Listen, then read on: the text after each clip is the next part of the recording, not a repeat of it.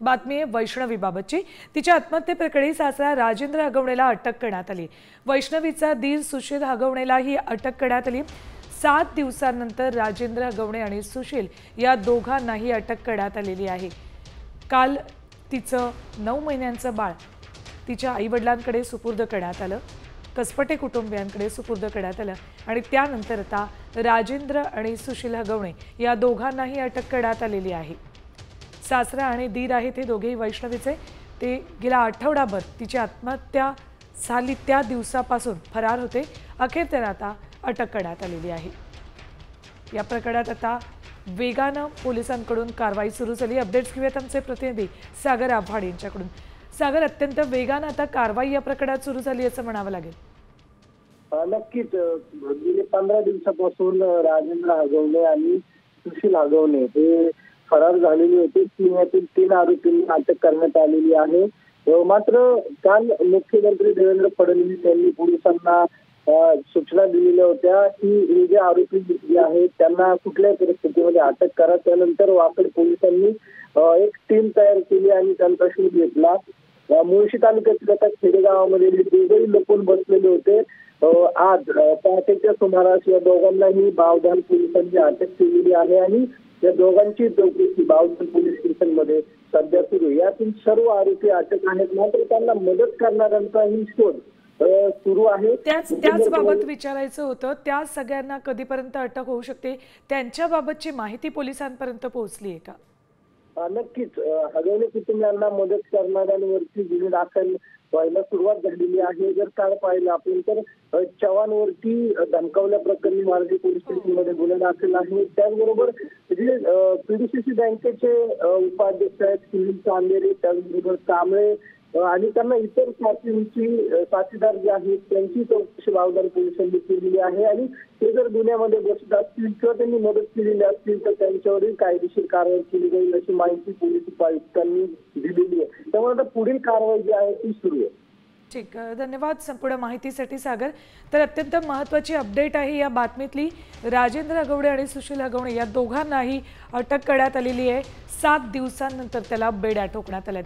आता या संपूर्ण प्रकरणामध्ये कसपटे कुटुंबीय आणि वैष्णवी यांना धमकावणारे कोण कोण होते त्यांचा शोध पोलिसांकडून घेतला जातोय। बघा, या संपूर्ण प्रकरणामध्ये वैष्णवीच्या वडिलांनी हगवणेंना हुंड्यात काय काय दिलं होतं बघूया आपण ग्राफिक्सच्या माध्यमातून। 51 तोळे सोनं हुंड्यात घेतलं होतं हगवणे कुटुंबियांनी। 7.5 किलो चांदीची भांडी घेतली होती, तर फॉर्च्युनर कार सुद्धा घेतली होती। 1.5 लाखांचा मोबाईल शशांक हगवणेला देण्यात आला होता। चांदीची मूर्ती देण्यात आली होती आणि जमीन खरेदीसाठी 2 कोटींची मागणीही तरीही हगवणे कुटुंबियांकडून करण्यात येत होती। कोट्यवधींचं सोनं आणि एकंदरीतच चांदी, कार असं सगळं कोट्यवधींचा हुंडा दिल्यानंतरही पुन्हा एकदा 2 कोटींची मागणी करण्यात आली होती। तर वैष्णवीच्या आत्महत्येनंतर तिच्या 9 महिन्याच्या बाळाचं गेल्या 6 दिवसात हगवणे कुटुंबियांकडून अतोनात हाल करण्यात आलेत। वैष्णवीचं बाळ कसपटे कुटुंबापासून लपवण्यासाठी 6 दिवसात हे बाळ 5 वेगवेगळ्या कुटुंबात होतं। वैष्णवीचा हुंड्यासाठी बळी घेणारं हगवणे कुटुंब 9 महिन्याच्या बाळाशीही निर्दयीपणे वागले। त्यांनी काय केलं, राजेंद्र हगवणेंचे भाऊच म्हणले, त्यांचेच भाऊ म्हणले की बाळ द्या ताब्यात। तर तो तेवढ्यात तो निलेश चव्हाण आला, म्हणलं कोण तुम्ही म्हणल्यानंतर हे म्हणले की अरे मी हगवणेंचा भाऊ आहे, मी आजोबा आहे त्यांचा।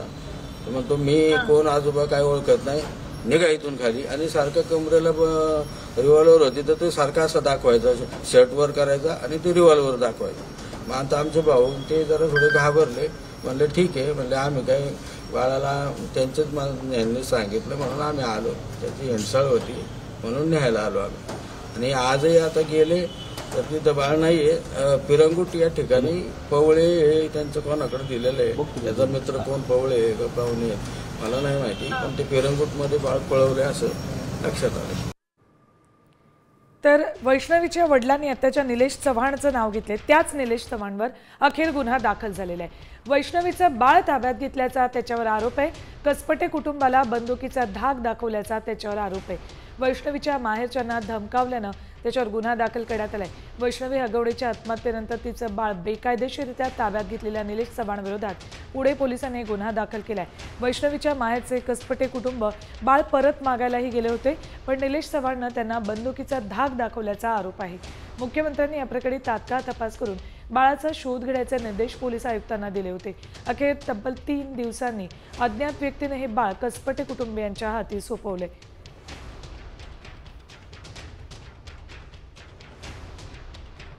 तर वैष्णवीच्या आत्महत्येपासून गेले 6 ते 7 दिवस हे बाळ वेगवेगळ्या 5 कुटुंबांमध्ये नेण्यात आलं आणि अखेर काल कसपटे कुटुंबियांना सोपवण्यात आले। यानंतर आता एक महत्त्वाची बातमी आहे पावसाबाबतची। राज्यासाठी पुढचे 24 तास धोक्याचे असणार आहेत। अरबी समुद्रात कमी दाबाचा पट्टा तयार झालेला आहे। कोकणपट्टीसह मुंबईमध्ये प्रचंड पावसाचा इशारा त्यामुळे देण्यात आला आहे। पुढचे 2 ते 4 दिवस गुजरात आणि महाराष्ट्रात रेड अलर्ट जारी करण्यात आला आहे। समुद्रकिनारी भागातील मच्छीमारांना समुद्रात न जाण्याचा इशारा देण्यात आला आहे। गेल्या 4 दिवसांपासून राज्यभरात मान्सूनपूर्व पावसानं जोरदार हजेरी लावलेली आहे। संपूर्ण कोकणपट्टीसह मुंबई आणि उपनगराला पाऊस झोडपून काढणार असा इशारा हवामान खात्यानं दिलाय।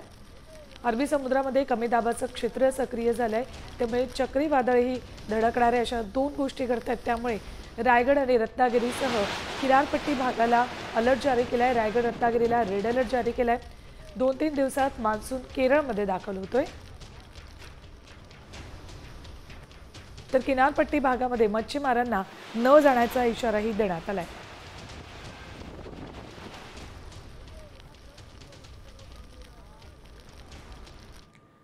तर अरबी समुद्रामध्ये निर्माण झालेला कमी दाबाच्या क्षेत्राचा प्रभाव आज आणखी वाढेल, त्यामुळे मुंबई, ठाणे, नवी मुंबईसह रायगड आणि कोकणातील उर्वरित जिल्ह्यांमध्येही पावसाचा जोर अधिक राहील असा अंदाज हवामान खात्यानं वर्तवलाय।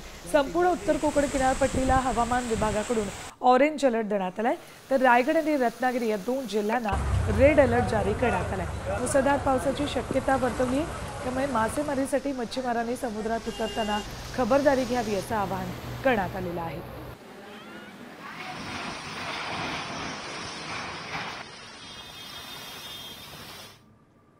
तर रत्नागिरी जिल्ह्यात मुसळधार पावसाचा इशारा देण्यात आलेला आहे। हवामान विभागाकडून या ठिकाणी रेड अलर्ट जारी करण्यात आलाय। तर 24 आणि 25 मे या कालावधीमध्ये जिल्ह्यात अतिमुसळधार पावसाची शक्यता आहे। जिल्ह्यातील काही भागात वादळी वाऱ्यासह पाऊस पडण्याचा अंदाज आहे, त्यामुळे नागरिकांनी काळजी घ्यावी असं आवाहन प्रशासनानं केलं।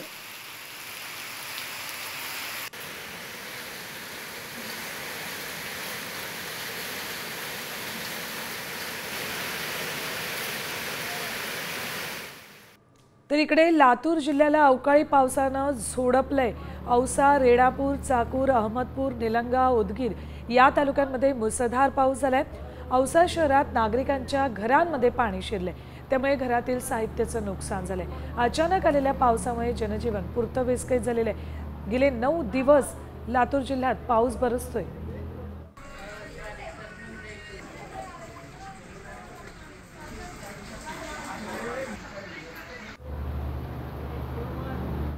तर ही परिस्थिती लातूरमधली आहे। गेल्या 9 दिवसांपासून लातूरमध्ये मुसळधार पाऊस सुरू आहे। पावसामुळे जिल्ह्यातील अनेक भागांमध्ये पाणीच पाणी झालंय। नदी नाले तुडुंब भरून वाहत आहेत, त्यामुळे पूरस्थिती निर्माण होण्याची शक्यता आहे। मांजरा, रेणा, तेरणा आणि तावरजा या नदीकाठच्या गावांना सतर्कतेचा इशारा देण्यात आलाय। संभाव्य आपत्ती लक्षात घेऊन जिल्हा आपत्ती व्यवस्थापन विभागही सज्ज झाले। 8 बोटी, 6 पथकं, नोडल अधिकारी अलर्टवर आहेत।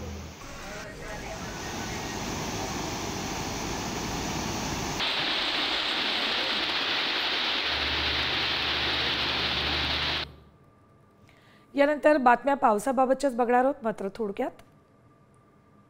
तुळजापूरमध्ये जोरदार पावसाला सुरुवात झाली। वादळी वाऱ्यासह पावसानं जोरदार बॅटिंग केल्यानं तुळजाभवानीच्या दर्शनासाठी आलेल्या भाविकांची धावपळ झाली। यावेळी तुळजाभवानी मंदिर आणि परिसरात पावसाचं पाणी साचलं होतं।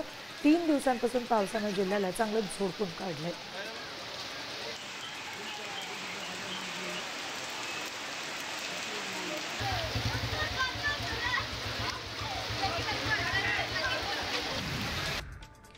मान्सूनपूर्व पावसानं नांदेड जिल्ह्यात थैमान घातले। नांदेडच्या किनवट तालुक्यात मुसळधार पाऊस बरसला। या अवकाळी पावसाचं पाणी शेतीत मोठ्या प्रमाणात साचलं। या मान्सूनपूर्व पावसामुळे शेती मशागतीची कामं पूर्णतः खोळंबली।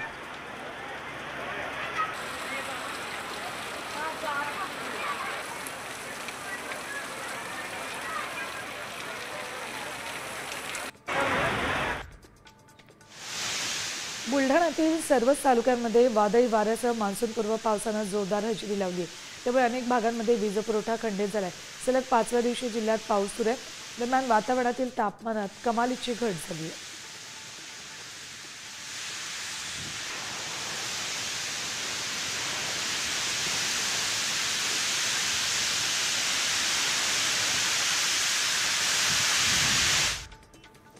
सांगलीच्या तासगाव तालुक्यातील डोंगरसोनी गावासह तालुक्याच्या पूर्व भागाला मुसळधार पावसानं झोडपले।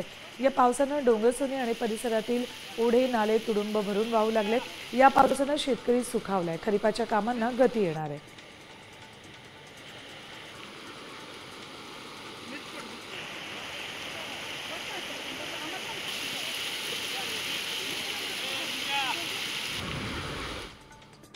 शिरोळमधील राजापूर बंधारा पाण्याखाली गेला। त्यामुळे राजापूर बंधाऱ्यावरून कर्नाटककडे जाणारी वाहतूक पूर्णपणे बंद झाली।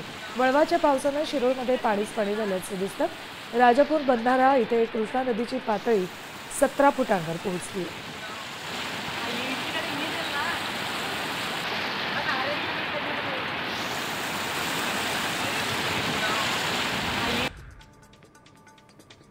पुणे बंगळुरू महामार्गावर दरड कोसळली आहे। सततच्या पावसामुळे कात्रजच्या नवीन बोगद्याजवळ दरड कोसळली। सध्या दरड हटवण्याचं काम सुरू आहे। गेले 2 ते 3 दिवसांपासून शहर आणि आजूबाजूच्या परिसरात मान्सूनपूर्व पाऊस कोसळतोय, त्यामुळे दरड कोसळली।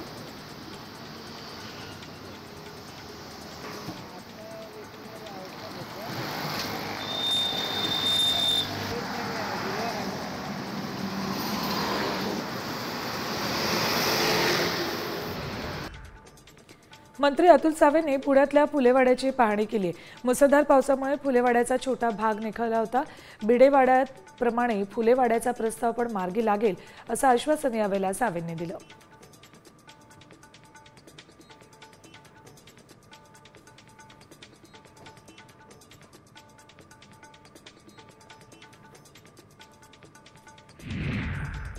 वैष्णवी आगवण्याच्या बाळाला अखेर तिच्या आई वडिलांकडे सुपूर्द करण्यात आले। वैष्णवीच्या मृत्यूनंतर तिचं बाळ गायब होतं। अखेर त्याचा ताबा कसपटे कुटुंबियांना मिळालाय। एका अज्ञातानं बाणेच्या हायवेजवळ बाळ आमच्या ताब्यात दिल्याचं तिच्या काकांनी सांगितलं।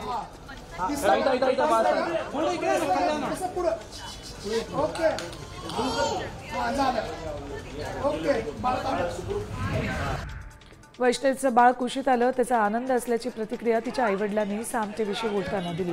आपल्या लेकीला न्याय द्या अशी मागणी त्यांनी यावेळी केली। तसंच नातू आमच्या सोबतच राहणार, लहानाचं मोठं करू असंही ते म्हणाले।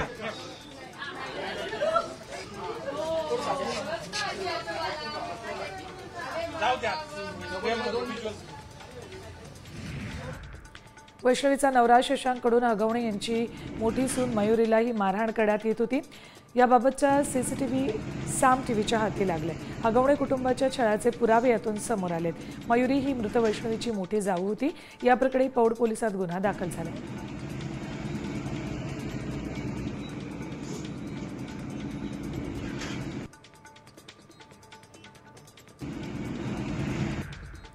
वैष्णवीच्या आत्महत्येनंतर हगवणेंची मोठी सुनेही समोर आली। कुटुंबाकडून आपल्यालाही मारहाण होत असल्याचा आरोप तिनं केलाय। पोलिसात गुन्हा दाखल आहे, मात्र राजकीय दबाव असल्यानं अनेकदा कारवाई झाली नसल्याचं मयुरी जगतापनं म्हटलंय।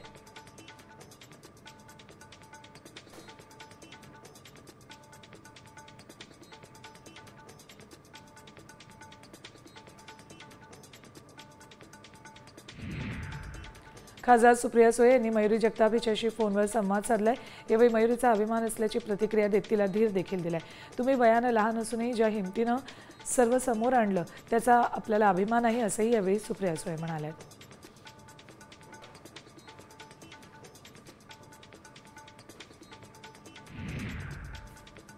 वैष्णवी आगवणे प्रकरणी हत्येच्या पद्धतीनंच चौकशी होईल असं मुख्यमंत्री देवेंद्र फडणवीस यांनी सांगितलंय।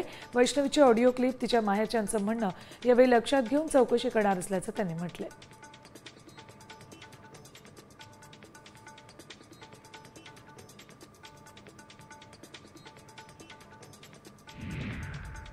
वैष्णवी हगवणे आत्महत्या प्रकरणात उपमुख्यमंत्री अजित पवारांनी पोलिसांनी कठोर कारवाईचे आदेश दिलेत। असं कृत्य करणाऱ्यांना टायरमध्ये घालून मारा। सासू नणंद नवरा जेलमध्ये आहेत, सासरा पळालाय पण तो पळून पळून जाणार कुठं, असंही अजित पवार म्हणालेत।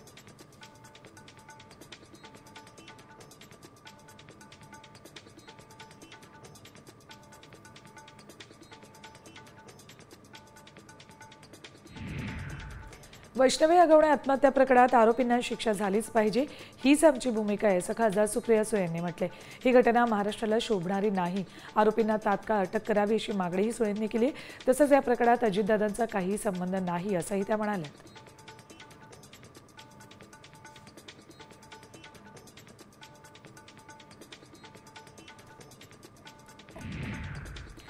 वैष्णवी हगवणे आत्महत्या प्रकरणावरून उद्योगमंत्री उदय सामंत संतापले।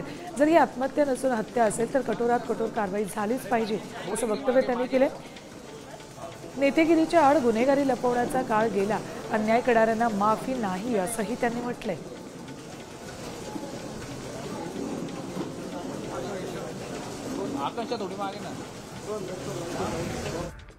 वैष्णवी हगवणेच्या मृत्यूवरून भाजप नेत्या चित्रा वाघ यांनीही संताप व्यक्त केलाय। ही आत्महत्या नसून हत्याच असल्याचं त्यांनी म्हटलंय। तसंच उपमुख्यमंत्री अजित पवार आरोपींना पाठीशी घालतील असं वाटत नाही असंही त्यांनी म्हटलंय।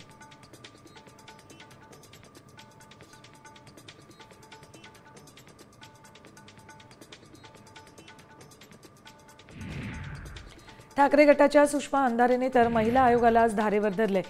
चाकणकरांची रुपाली असंवेदनशीलतेनं वागली तरी ठोंबरेंच्या रुपालीनं दाखवलेली संवेदनशीलता वैष्णवीचं बाळ कुटुंबियांकडे सुपूर्द करण्यासाठी घेतलेला पुढाकार प्रशंसनीय आहे असं त्या म्हणाल्यात।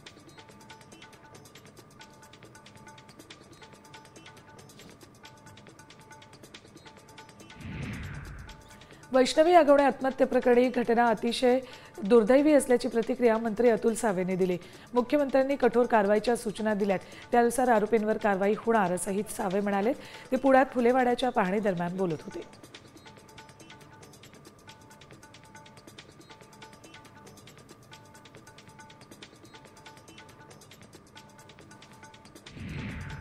राजेंद्र हगवणेच्या अटकेसाठी शरद पवारांची राष्ट्रवादी आक्रमक झाली होती। यावेळी पुण्यातल्या बालगंधर्व चौकात राष्ट्रवादी शरदचंद्र पवार पक्षाकडून आंदोलनही करण्यात आलं होतं। यावेळी मुख्यमंत्री फडणवीस यांच्या विरोधात घोषणाबाजी करत राजेंद्र हगवणेला अटक करायची मागणी करत ठिय्या आंदोलन करण्यात आलेलं।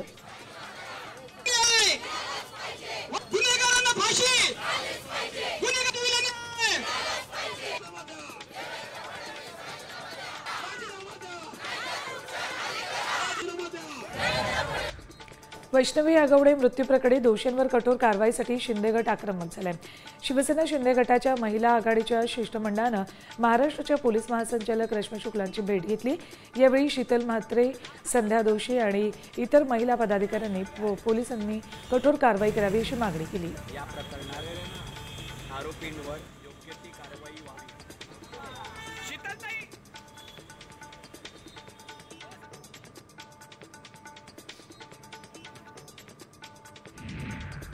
वैष्णवी हगवणे आत्महत्या प्रकरणावर विरोधी पक्षनेते अंबादास दानवे संताप व्यक्त केलाय। मुलींनी हुंडा घेणाऱ्यांशी लग्नच करू नये, अशा लोकांवर थुंकायला हवं, हुंड्यासाठी असा छळ करणाऱ्यांना जिवंत सोडू नये अशी संतप्त भावना तुळजाभवानी देवीच्या दर्शनानंतर दानवेंनी व्यक्त केली। ते धाराशिवमध्ये बोलत होते।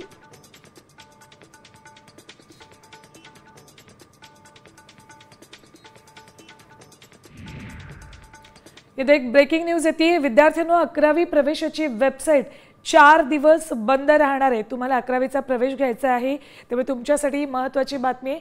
11वी ऑनलाईन प्रवेश प्रक्रियेसाठी आता नवीन वेळापत्रक जाहीर करण्यात आले। त्यानुसार 11वीच्या विद्यार्थ्यांचे ऑनलाईन प्रवेश 26 मे पासून सुरू होणार आहेत। पहिली फेरी प्रत्यक्षात तेव्हाच सुरू होईल, त्यामुळे गेल्या 2 दिवसांपासून ऑनलाईन प्रवेशासाठी धडपड करणाऱ्या विद्यार्थ्यांना आणखी 4 दिवस थांबावं लागेल। 26 मे ते 3 जून पर्यंत विद्यार्थ्यांना ऑनलाईन प्रवेश घेता येतील।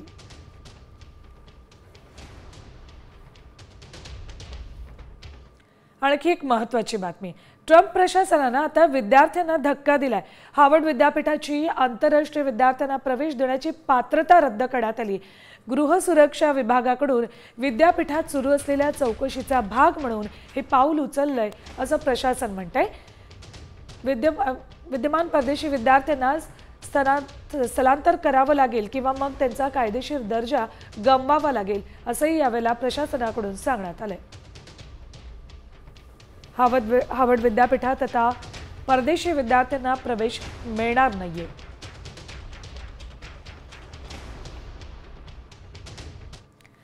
तर विद्यार्थ्यांसाठीच्या महत्त्वाच्या 2 बातम्यांनंतर पुन्हा वळूयात झटपट 100कडे. कॅबिनेट मंत्री झाल्यानंतर पहिल्यांदा छगन भुजबळ यांनी नाशिकच्या येवला लासलगाव विधानसभा मतदारसंघातील विंचूरला भेट दिली. फटाक्यांची आतषबाजीत आणि बँडच्या गजरात त्यांचं स्वागत करण्यात आलं. यावेळी कार्यकर्त्यांनी क्रेनच्या साहाय्यानं भुजबळ यांना 20 फुटे हार देखील घातला.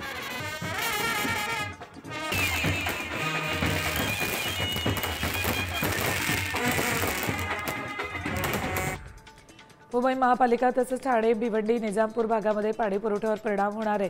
पाणी पुरवठा करणाऱ्या पांजरापूरच्या उदंचन केंद्रामध्ये काही तांत्रिक कामानिमित्त 15% पाणी कपात करण्यात आली आहे. 28 मे सकाळी 10 वाजल्यापासून ते रात्री 11 वाजेपर्यंत पाणी पुरवठ्यावर परिणाम होईल.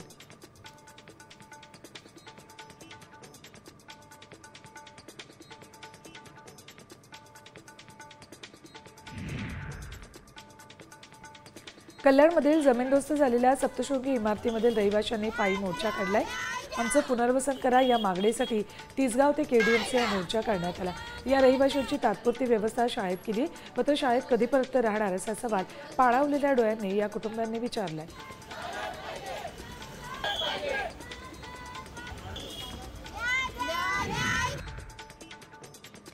सोलापूरच्या MIDCतील आग लागलेल्या कारखान्याला अंबादास दानवेंनी भेट दिली. यावेळी त्यांनी MIDCच्या अधिकाऱ्यांना खडसावलं.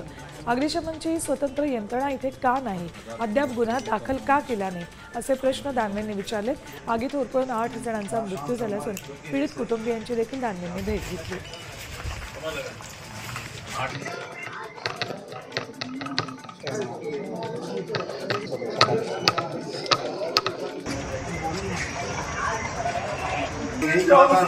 चालू है.